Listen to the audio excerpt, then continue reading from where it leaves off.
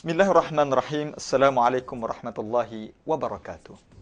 Saudara, mengikut kajian statistik yang dibuat, purata rakyat Malaysia membaca buku dalam tempoh setahun adalah sebanyak 8 hingga ke 12 buah buku setahun. Dan apabila kita menerobos melihat kepada statistik mahasiswa membaca buku dalam tempoh setahun adalah sebanyak 4 buah buku. Maknanya, dalam tempoh 4 tahun mereka belajar di universiti, sebanyak 16 buah buku sahaja yang mereka baca. Namun apakah punca dan juga perkara di sebalik pada perkara ini terjadi?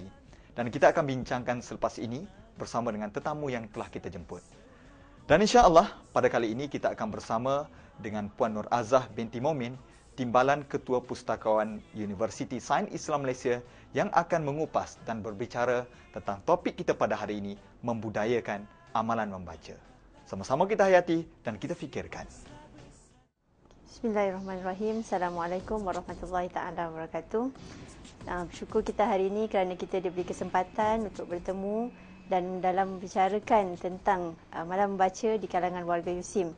Sukacita saya merasa amat bangga kerana dapat berbicara tentang perkara ini kepada semua mengenai amalan membaca di kalangan warga USIM, dan sebagai kaki tangan yang bertugas di perpustakaan, saya merasa begitu teruja untuk membicarakan bicara ini supaya dapat menggalakkan semua kaki tangan di USIM dan juga para pelajar di USIM untuk datang beramai-ramai di perpustakaan dan menggunakan segala kemudahan yang ada di perpustakaan.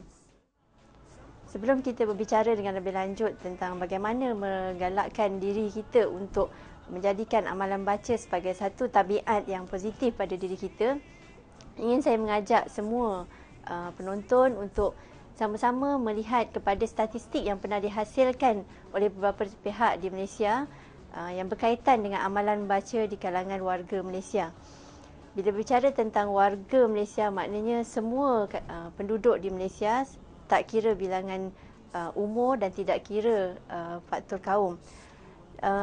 Dalam satu kajian yang dihasilkan oleh pensyarah di Jabatan Media Universiti Melaya, untuk mahasiswa di Malaysia, mereka membaca sebanyak hanya 4 buah buku dalam tempoh setahun. Dan dalam tempoh pengajian mereka selama 3 tahun, mereka hanya membaca sebanyak 12 buah buku sahaja. Dan ini adalah amat menduka-citakan bagi negara kita kerana dibandingkan dengan negara lain seperti Australia misalnya, mereka membaca sebanyak 180 buah buku dalam tempoh 3 tahun pengajian mereka. Dan ini juga kalau dibandingkan dengan negara-negara lain seperti India sebanyak 75 buah buku, Brunei 15 buah buku dan juga Indonesia sebanyak 94 buah buku dalam tempoh 3 tahun. Jadi Malaysia berada dalam kedudukan yang paling bawah dibandingkan negara-negara yang telah saya sebutkan tadi. Dan dalam satu kajian yang terbaru yang dijalankan oleh Perpustakaan Negara Malaysia, yang ini saya kira adalah berdasarkan kepada jumlah pengunjung ke perpustakaan. Dalam satu sidang media yang telah dibuat oleh Datuk Seri Utama Dr. Rais Yatim, beliau telah melaporkan bahawa untuk tabiat membaca atau amalan membaca yang terkini adalah sebanyak 8 buah hingga 12 buah buku dibaca oleh warga Malaysia dalam satu tahun tertentu. Dan bagi kita di USIM pula, pihak perpustakaan memang ada membuat satu statistik yang kita anggarkan jumlah pinjaman buku di perpustakaan dibandingkan dengan jumlah warga USIM yang ada di universiti kita ini. Statistik yang dibuat di perpustakaan menyatakan bahawa bagi setiap satu warga USIM, mereka membaca sebanyak 7 buah buku dalam tempoh setahun. Dan ini kalau dibandingkan dengan kadar yang disebutkan oleh Datuk Seri Utama Dr. Rais Yatim tadi, jumlah ini adalah lebih rendah daripada jumlah keseluruhan yang ada di Malaysia. Jadi kita anggap jumlah ini masih rendah, dan sebagai sebuah universiti, kita perlu meningkatkan lagi jumlah bacaan oleh warga USIM ini. Dan bila saya sebutkan warga USIM, dia bukan sahaja tertaluk pada pelajar ataupun kepada para pensyarah yang memang realiti sehariannya dan rutin hariannya memang bergelumang dengan buku, tapi ia juga termasuk kaki tangan pentadbiran sama ada di kalangan kaki tangan sokongan ataupun di kalangan kaki tangan profesional dan pengurusan.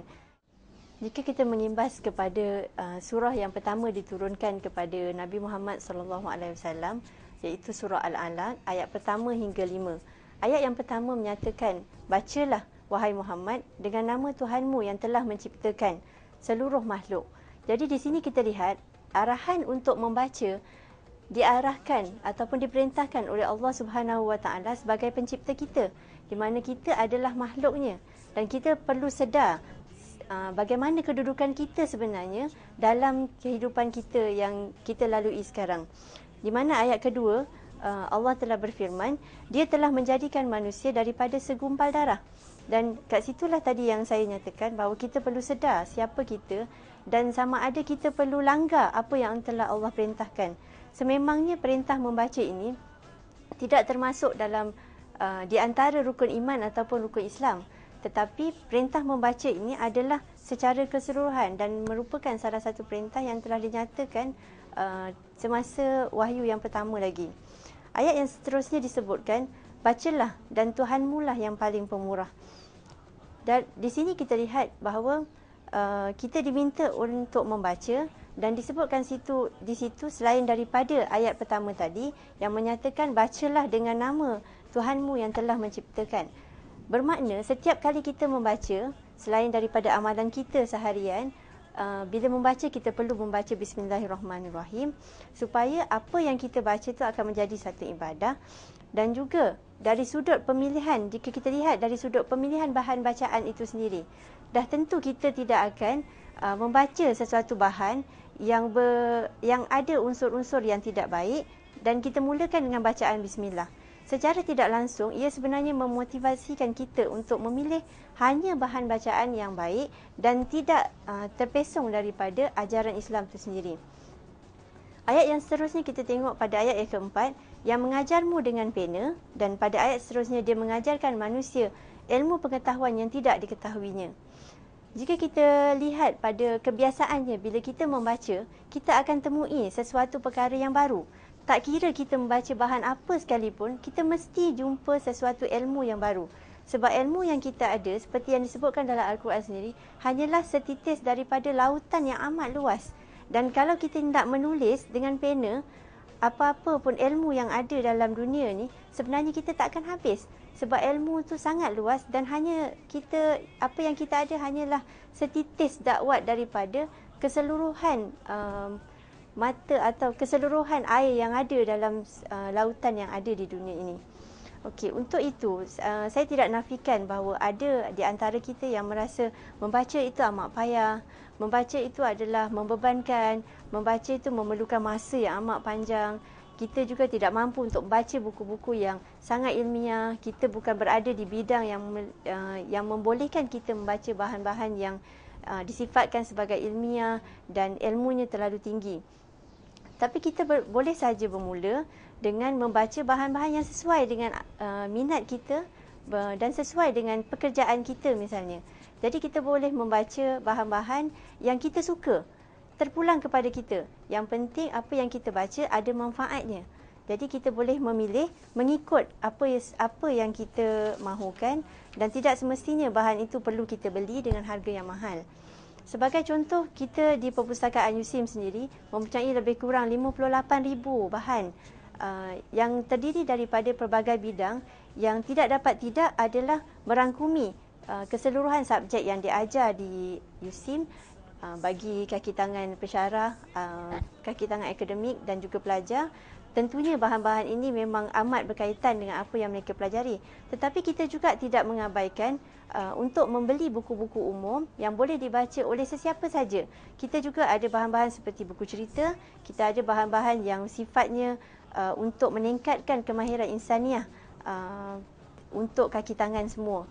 Jadi yang penting sekarang untuk meningkatkan minat membaca ini adalah kesedaran dalam diri kita. Sekiranya kita sedar bahawa saya tidak minat membaca. Jadi kita perlu ada kepentingan seperti ini.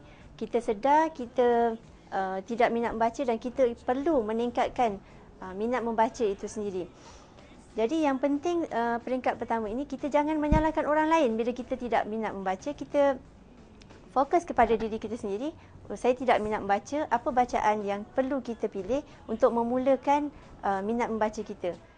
Okey, setelah kita sedar bahawa arahan membaca itu adalah datangnya daripada perintah Allah Subhanahu Wa Taala, dan kita sebagai makhluk telah merasa sedar bahawa membaca adalah satu perkara yang penting dalam diri kita untuk meningkatkan ilmu yang kita ada dan meningkatkan apa yang kita tahu.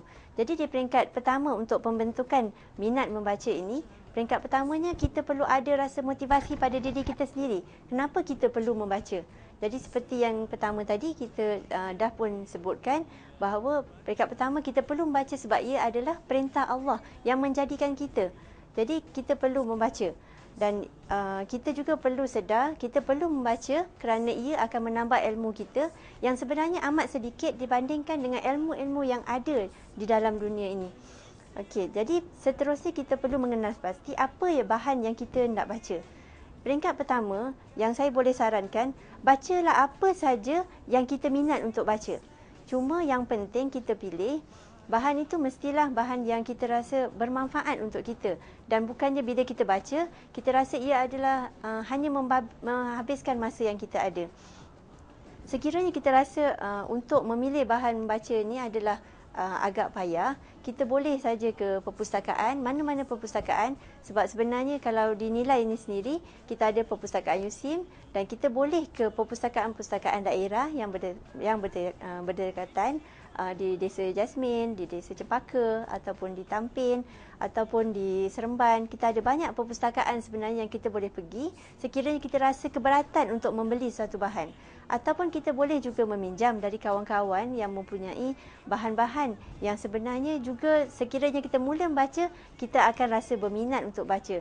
Kita tidak nafikan di USIM ini sendiri kita ada ramai rakan-rakan sebenarnya yang mengumpulkan bahan-bahan bacaan untuk simpanan sendiri. Jadi yang seterusnya lagi untuk meningkatkan minat untuk membaca ini, kita perlu tanyakan pada diri kita bagaimana kita hendak membaca bahan ini. Jadi kita perlukan kemahiran untuk membaca, sama ada dengan cara membaca secara cepat atau membaca secara sekadarnya mengikut kemampuan kita. Dan seterusnya, kita yakinkan juga sama ada kita benar-benar berkeinginan untuk membaca. Sekiranya kita memang betul-betul hendak membaca, kita boleh dengan cara tadi, sama ada pergi ke perpustakaan ataupun kita mula membeli bahan-bahan bacaan. Bahan-bahan bacaan yang ada di pasaran kita adalah amat banyak sebenarnya. Sekiranya kita pergi baru-baru ini di Pesta Buku Antarabangsa Kuala Lumpur, sebenarnya terlalu banyak bahan dan sebenarnya dalam satu tahun beratus-ratus ribu ringgit sebenarnya dihasilkan untuk menghasilkan penerbitan buku dan majalah dan sebagainya. Jadi kita boleh bermula dengan sesuatu yang agak ringan, yang berkaitan dengan apa yang kita minat. Contohnya kita bermula dengan majalah. Contohnya bagi kaki tangan ataupun penonton wanita, boleh saja bermula dengan apa-apa majalah wanita. Yang penting majalah itu tidak terlalu bersifat hiburan, sebab saya rasa ia tidak sesuai untuk kita baca.